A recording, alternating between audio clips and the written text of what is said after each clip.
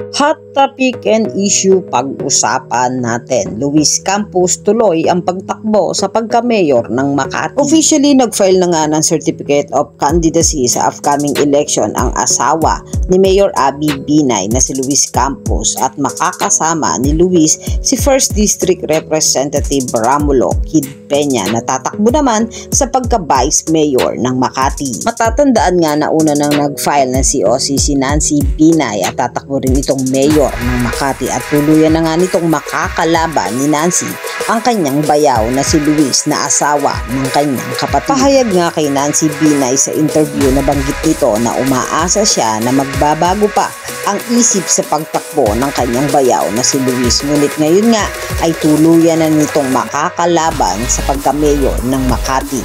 Ayon kay Luis Campos, priority nito na ipagpatuloy ang nasimula ng kanyang asawang si Mayor Abby.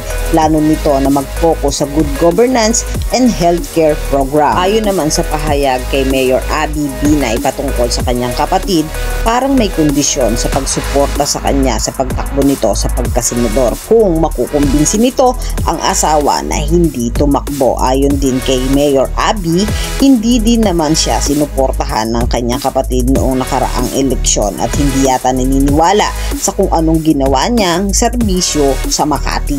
Yan ang mga hot topic and issue dito lamang sa Tambalang JK.